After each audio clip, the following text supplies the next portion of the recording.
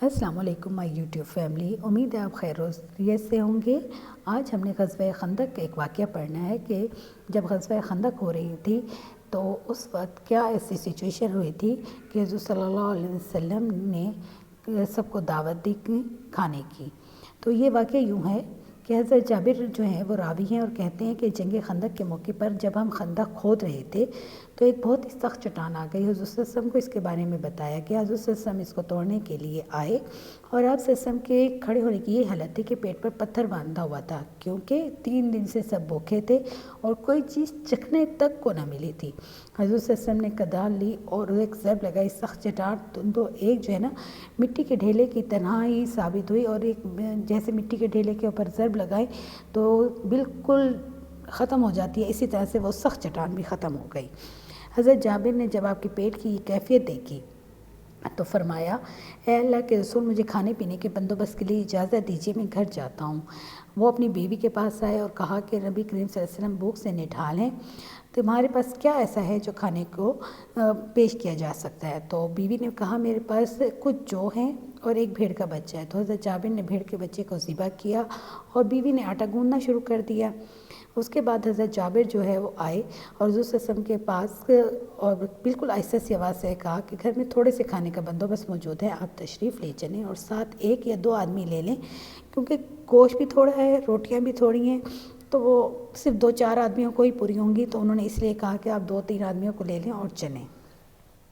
حضور اکرم صلی اللہ علیہ وسلم نے حضرت جابر سے پوچھا کہ کھانا کتنی مقدار میں ہے؟ تو حضرت جابر نے جواب دیا، ایک چھوٹا سا جانور تھا اور تھوڑے سے جو تھے۔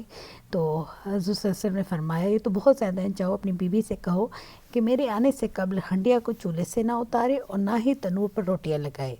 رسول اکرم صلی اللہ علیہ وسلم کھڑے ہوئے اور اپنے تمام صحابہ کو کہا کہ مہاجرین اور انصار سبھی حضرت جابر کے گھر چلیں، وہاں دعوت ہے۔ حضرت جابر نے جب یہ سنا تو وہ پریشانی کے عالم میں اپنے گھر کی طرف آئے اور اپنی بیوی کو سارا ماجرا بتایا۔ تو ان کی بیگم بھی بہت حیران ہوئی اور وہ کہنے لگی کہ آپ نے رسول اللہ صلی اللہ علیہ وسلم سے کیا سوال کیا تھا؟ جابر، ہاں سوال کیا تھا کہ تشریف لائیں، لیکن یہ تو ہمارے پاس کھانا اتنا نہیں ہے جتنے صحابہ ہیں، تو اب وہ ویٹ کر رہے تھے کہ کیا کریں۔ تو اتنی دیر میں رسول اکرم صلی اللہ علیہ وسلم نے اپنے صحابہ کو لیا اور ان کے گھر داخل ہوتے وقت کہا کہ سبھی آرام سے داخل ہو جاؤ، ہجوم مت ڈالو۔ رسول اکرم صلی اللہ علیہ وسلم کا معمول کیا تھا؟ ان کا معمول یہ تھا کہ آپ صلی اللہ علیہ وسلم روٹی کا لقمہ لیتے اور اس پر گوشت رکھتے اور ساتھ ہی فوراً ہنڈیا کو ڈھانپ دیتے، اور تنور کو بھی جب روٹی لے لیتے تو پھر اپنے صحابہ کرام کے قریب کرتے جاتے۔